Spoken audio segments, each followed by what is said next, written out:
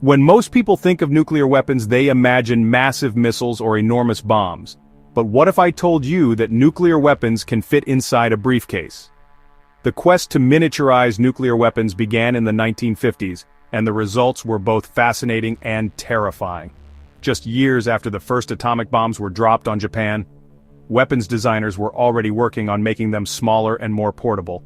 The US military wanted tactical nuclear weapons that could be deployed by individual soldiers.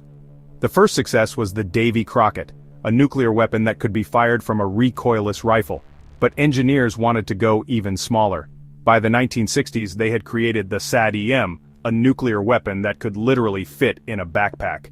These weapons weighed around 60 pounds and had a yield equivalent to 1,000 tons of TNT. The Soviet Union wasn't far behind in this miniaturization race.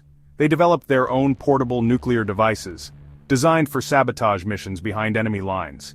These weapons were among the most closely guarded secrets of the Cold War. But making nuclear weapons smaller isn't just about engineering. It's about overcoming fundamental physics challenges.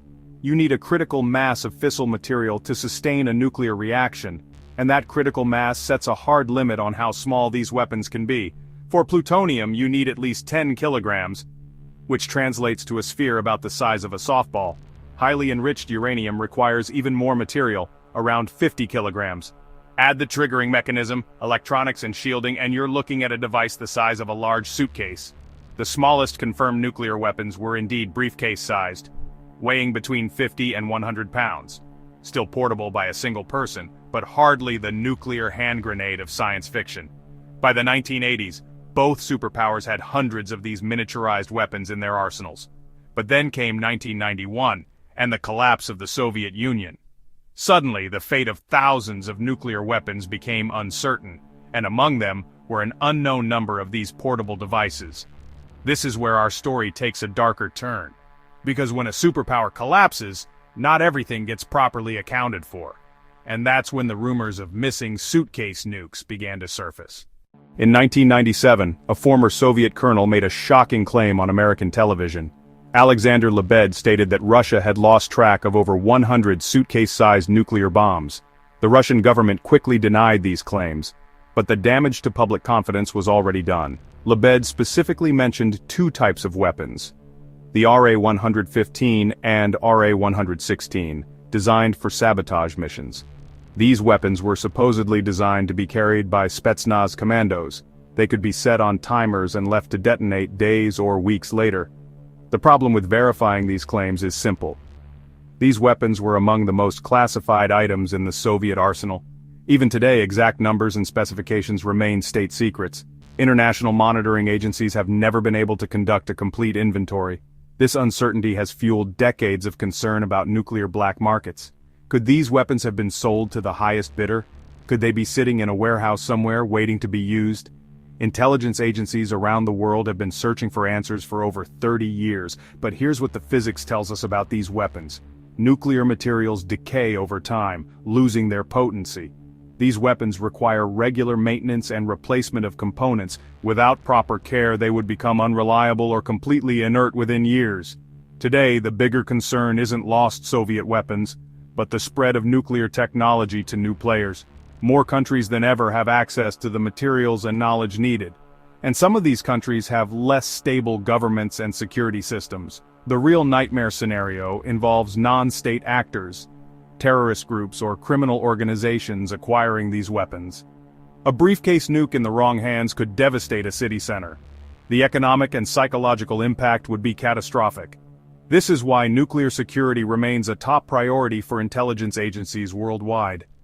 Billions are spent each year on detection systems and security measures, but as we'll see, new technologies are creating entirely new challenges for nuclear security. Enter the age of unmanned aerial vehicles. Today you can buy a drone capable of carrying 50 pounds for under $1,000. These devices can be programmed to fly autonomous missions with GPS precision, and they're becoming more sophisticated every year. The war in Ukraine has shown us just how effective weaponized drones can be. Both sides have converted civilian drones into deadly weapons. The technology is cheap, accessible, and constantly improving. Defense systems are struggling to keep up with the threat. Now imagine combining drone technology with a miniaturized nuclear weapon. A 50-pound nuclear device could be delivered anywhere within a 100-mile radius. High-value targets that were once protected by distance and security would become vulnerable.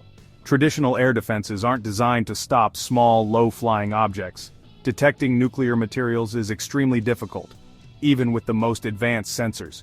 Shielding can hide radioactive signatures from detection systems, and the sheer volume of global trade makes comprehensive screening impossible. International efforts to secure nuclear materials have intensified, with organizations like the IEA leading the charge. World leaders regularly meet to coordinate security efforts. New technologies are being deployed to track and secure nuclear materials. So what's the bottom line on miniaturized nuclear weapons? The physics sets hard limits on how small they can be. A working nuclear weapon will always be at least briefcase-sized and weigh 50 pounds or more.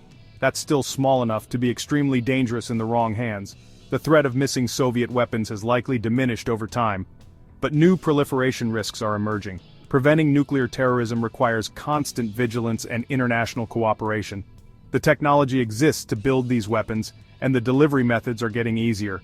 Our security depends on staying one step ahead of those who would use them. The smallest nuclear weapons may fit in a briefcase, but their potential impact on our world is immeasurable. That's why nuclear security remains one of the most critical challenges of our time.